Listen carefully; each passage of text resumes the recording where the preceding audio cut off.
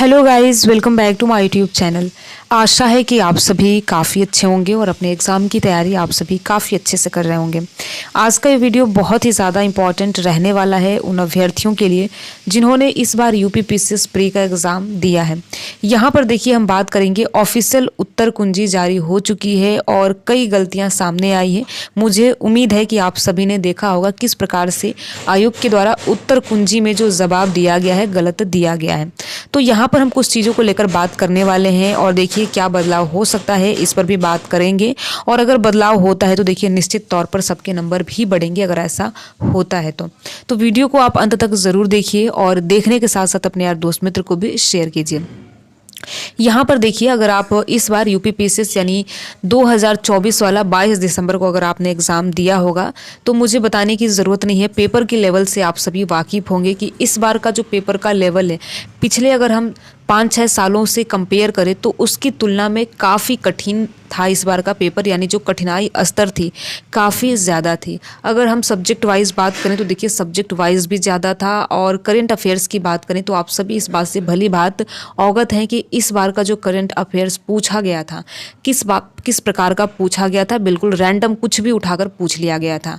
Same ऐसे ही आप सभी ने हिस्ट्री के जो प्रश्न हैं उनको भी देखा होगा, ऐसे अलग अलग विषयों के प्रश्न को भी आप सभी ने भली बात देखा होगा। तो कहने का कुल मतलब ये है कि देखिए इसमें कोई भी संदेह की बात नहीं है कि जो पेपर का लेवल था, जो कठिनाई स्तर थी वो काफ़ी ज़्यादा थी। और ऐसा आमतौर पर होता है कि जब कठिनाई स्तर काफ़ी ज़्यादा रहता है तो जो पेपर का कट ऑफ है वो काफ़ी कम जाता है। तो सेम ऐसा भी देखिए यूपी पीसीएस प्री का जो एग्ज़ाम 22 दिसंबर को हुआ है उसमें भी ये सारी चीज़ें देखने को मिली है। और निश्चित तौर पर देखिए जो पिछले 5-6 सालों का कट ऑफ है उनसे कम कट ऑफ जाने की पूरी संभावना यहाँ पर दिख रही है, क्योंकि पेपर का लेवल काफ़ी ज़्यादा था और जो कट ऑफ है वो कम जाएगी। बच्चों ने कम एग्ज़ाम दिया है, ये भी मैटर करता है। आप सभी इस बात से अवगत हैं कि 41% अभ्यर्थियों के द्वारा ही एग्ज़ाम दिया गया, जहां पहले 60% अभ्यर्थी एग्ज़ाम देते थे। तो देखिए पिछले ईयर के मुकाबले 1 लाख से ज़्यादा अभ्यर्थियों ने एग्ज़ाम छोड़ दिया, एग्ज़ाम देने नहीं गए।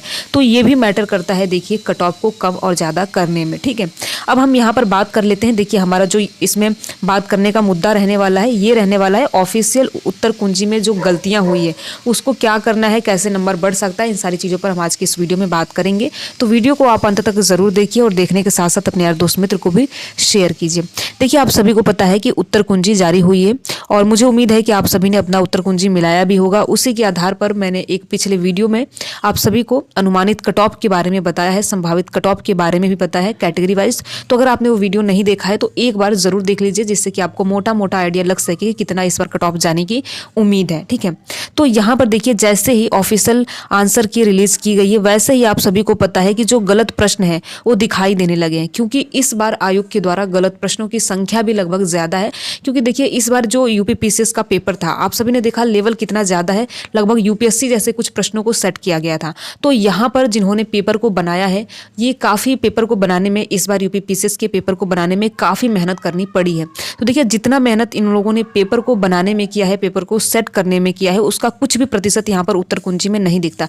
क्योंकि देखिए केवल और केवल यहाँ पर एक पेपर की बात नहीं हो रही है, यानी जो जीएस फर्स्ट का पेपर है उसकी ही बात नहीं हो रही है। सीसैट के भी पेपर में आप सभी ने देखा होगा जो हिंदी वाला पोर्शन है उसमें भी प्रश्नों के गलत जवाब आयोग की ऑफिशियल उत्तर कुंजी में पाए गए हैं। तो देखिए आप सभी ने अपना मिलाया भी होगा कि आपका कितना प्रश्न बन रहा है, उस पर हम बात नहीं करेंगे। यहाँ पर देखिए आप सबको एक काम जरूर करना है, आपत्ति दर्ज जरूर कराइए। ठीक है, क्योंकि देखिए जितनी अधिक संख्या में आपत्ति अभ्यर्थियों की दर्ज होगी उतनी जल्दी उतने स्तर से जो आयोग है वो एक्शन लेगा। ठीक है, क्योंकि इसमें देखिए ऐसा भी होता है कि कुछ प्रश्नों को ड्रॉप कर दिया जाता है, डिलीट कर दिया जाता है, या कभी कभार ऐसा भी देखने को मिलता है कि नंबर दे दिया जाता है। 10-12 नंबर यहाँ पर आपको लगभग देखने को मिलने वाले हैं। तो आप खुद सोच कर देखिए, जहाँ बच्चे एक नंबर से उनका कट ऑफ डिसाइड होता है, बाहर हो जाते हैं या फिर उनको मुख्य परीक्षा में बैठने का मौका मिलता है, तो यहाँ पर आप खुद सोच सकते हैं कि यहाँ पर बात 10-12 नंबर की हो रही है, जो कि काफ़ी ज़्यादा है। अगर हम कट ऑफ को देखते हुए बोले तो देखिए 10 अंक जो जो है 2-4 नंबर भी बहुत ही ज़्यादा मैटर करते हैं। तो यहाँ पर तो 10-12 नंबर की बात हो रही है। तो यहाँ पर देखिए आपको अपनी आपत्ति दर्ज जरूर करानी है। और कैसे करानी है, देखिए आपको यूपीपीएससी के ऑफिशियल वेबसाइट पर जाना है, वहीं से आप आपत्ति दर्ज करा सकते हैं। अब देखिए आपको आपत्ति दर्ज करानी है, यानी कि जो आयोग ने जवाब दिया है, अगर आपको लगता है कि वो गलत आयोग ने जवाब दिया है, तो आप जो भी सोर्स लगाएंगे वो बिल्कुल ध्यान रखना है कि आपको ऑथेंटिक सोर्स ही लगाना है। जैसे एनसीईआरटी वगैरह हो गया, जो बहुत ही ऑथेंटिक हो, जैसे कोई सरकारी डॉक्यूमेंट हो गया, इस टाइप का जो भी चीज़ आपको देनी है बिल्कुल वेरीफाइड देनी है और बिल्कुल ऑथेंटिक ही देनी है। क्योंकि देखिए आयोग तभी आपकी बातों को मानने वाला है। और यहाँ पर देखिए एक चीज़ और आप सभी को प्रयास करना है, यहाँ पर देखिए किसी एक विशेष अभ्यर्थियों को इससे फ़ायदा नहीं होगा, और नंबर बढ़ता है या फिर घटता है तो देखिए सबको फ़ायदा नुकसान सबको होगा। तो आप सभी लोग अपनी आपत्ति दर्ज जरूर कराइए। इससे ये होगा कि आयोग को ये पता रहेगा कि हाँ इतने अभ्यर्थियों ने आपत्ति दर्ज कराई है, इसका मतलब अभ्यर्थी जो है वो काफ़ी एक्टिव है अपने प्रश्नों को लेकर। तो यहाँ पर देखिए आपको आपत्ति दर्ज जरूर करानी है। देखिए नंबर बढ़ता है तो सबको बढ़ेगा, और नंबर अगर डिलीट होता है या फिर ड्रॉप होता है, जो प्रश्न है वो अगर ड्रॉप होते हैं तो इससे देखिए सबको फायदा नुकसान तो होने ही वाला है। ठीक है, तो यहाँ पर आप सभी को आपत्ति दर्ज जरूर करानी है। और आपत्ति दर्ज के साथ साथ आपको जो भी सोर्स देने हैं बिल्कुल ऑथेंटिक सोर्स ही देने हैं। ठीक है, और यहाँ पर देखिए अगर ऐसा होता है तो देखिए निश्चित तौर पर बदलाव भी हो सकता है, क्योंकि आप सभी को पता है सीसेट का मामला यहाँ पर फंस रहा है। क्योंकि आप सभी को पता है जो सीसेट है ये क्वालिफाइंग नेचर है, यानी अगर आप सीसेट में पास करेंगे तभी आपका जीएस का जो फर्स्ट पेपर है तभी आपका चेक होगा। तो यहाँ पर देखिए सीसेट में 6 प्रश्नों का यहाँ विवादित प्रश्न है, और उन प्रश्नों पे देखिए आयोग का क्या अभी स्पष्टीकरण है, आयोग की साइट से तो अभी नहीं आया है।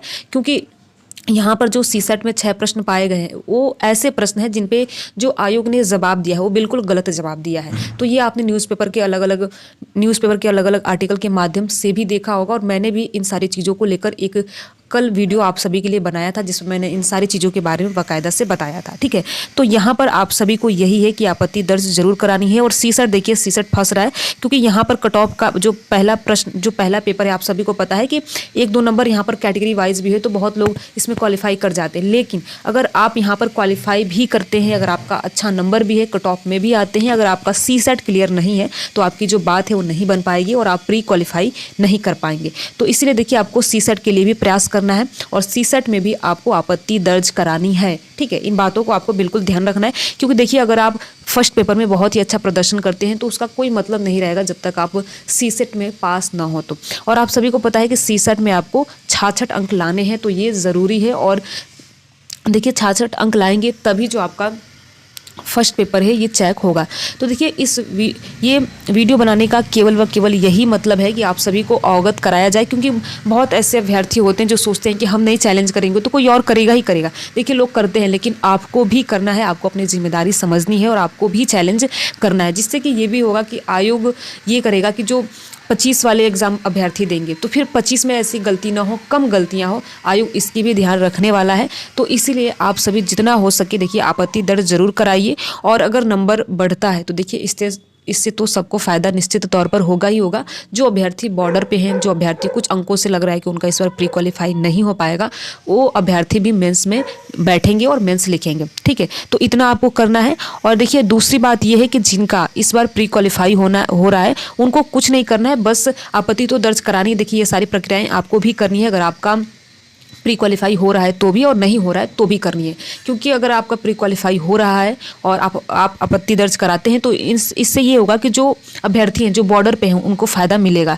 क्योंकि देखिए कुछ ऐसे भी अभ्यर्थी होते हैं जिनका कुछ ही अंकों से प्री क्वालिफाई नहीं होता है। तो देखिए अगर ज़्यादा संख्या में अभ्यर्थी आपत्ति दर्ज कराएंगे और आयोग इस पर एक्शन लेगा तो अगर नंबर बढ़ने की संभावना रहती है तो उन अभ्यर्थियों को भी मुख्य परीक्षा में बैठने का मौका मिलने वाला है। अब हम बात करते हैं, देखिए आपने अपना अंक मिलाया होगा, कितना आ रहा है आपका। और देखिए मैंने भी एक संभावित कट ऑफ बताया है, उस वीडियो को आप ज़रूर देखिए, जिससे कि आपको आइडिया लगे कैटेगरी वाइज कितनी कट ऑफ जाने की संभावना है। और देखिए इसमें कोई भी संदेह की बात नहीं है कि इस बार का जो कट ऑफ है पिछले 5-6 सालों से कम जाने वाला है, ये बिल्कुल कंफर्म है। ठीक है, तो यहाँ पर देखिए अब आपको क्या करना है, अगर आपका प्री क्वालिफाई हो रहा है तो बहुत अच्छी बात है, और नहीं हो रहा है तो भी आपको सीधे से चुपचाप मेंस की तैयारी करना है। ठीक है, यानी कि आपको मुख्य परीक्षा की तैयारी करना है। और देखिए क्योंकि आप सभी को पता है कि 2025 में फिर से प्री होने ही वाला है और इसकी मैंने डेट भी बताई है कि कब तक संभावित है। अगर आपने वो वीडियो नहीं देखा है तो एक बार ज़रूर देखिए। मैंने प्री मेंस और साथ ही साथ रिजल्ट को लेकर की संभावित डेट क्या है, रिजल्ट आने को, मेंस होने को, तो ये सारी चीज़ों को लेकर मैंने एक सेपरेट वीडियो बनाया है, तो उस वीडियो को भी आप ज़रूर देखिए। तो देखिए, अगर आप मेंस की तैयारी करते हैं, अगर इस बार आपका प्री क्वालिफाई नहीं होगा तो भी जब आप 25 वाला देंगे तो उसमें आपको ये काम आने वाला है, क्योंकि आपका जो रैंक है ना ये इसी से डिसाइड होता है कि आप मुख्य परीक्षा में कितना अच्छा, कितना बेहतर परफॉर्मेंस करते हैं। ठीक है, तो देखिए इस वीडियो के माध्यम से आप सभी को इसी बात की जानकारी देनी थी, आपको यही सूचना देनी थी कि आप आपत्ति दर्ज जरूर कराइए, चाहे आपका प्री क्वालिफाई हो रहा है या नहीं हो रहा है। देखिए इसको लेकर आपको बहुत ज़्यादा सोचना नहीं है, क्योंकि यहाँ पर देखिए अगर आयोग नंबर बढ़ाए तो देखिए सबका बढ़ने वाला है, अगर ड्रॉप करे तो आप सभी को पता है कि जितना आपने चेक किया होगा उतना ही रहने वाला है। तो इसीलिए आप ज़्यादा टेंशन न लीजिए, ज़्यादा परेशान न होइए, आप चुपचाप अपनी मुख्य परीक्षा की तैयारी में जुट जाइए, लग जाइए। और जिन अभ्यर्थियों को इस बार 2025 का यूपीएससी प्री देना है, तो देखिए प्री के लिए भी बहुत अब ज़्यादा समय नहीं बचा है, लगभग 5 महीने का समय बचा है। आप सभी को पता है कि 25 मई 2025 को यूपीएससी का प्री होने वाला है और इसी के साथ साथ अगर आप पीसीएस भी देने वाले हैं, अगर आपका टारगेट पीसीएस भी है तो ये पीसीएस 2025 का एग्ज़ाम आपको जून में दिखने वाला है। तो इस प्रकार से मई और जून का जो समय है आपके लिए बहुत ही ज़्यादा महत्वपूर्ण रखने वाला है। तो आप एक बेहतर रणनीति बनाइए, दोनों एग्ज़ाम अगर आप टारगेट कर रहे हैं तो एक बेहतर रणनीति बनाइए, उसी के हिसाब से आप अपनी पढ़ाई को जारी रखिए। वीडियो में लास्ट तक बने रहने के लिए आप सभी का बहुत बहुत धन्यवाद। अगर आपको ये वीडियो अच्छा लगा हो तो वीडियो को लाइक कर सकते हैं, अपने यार दोस्त मित्र को शेयर कर सकते हैं। अगर आप किसी भी प्रकार का कोई प्रश्न पूछना चाहते हैं या कोई सुझाव देना चाहते हैं तो कमेंट बॉक्स में दे सकते हैं। Thank you.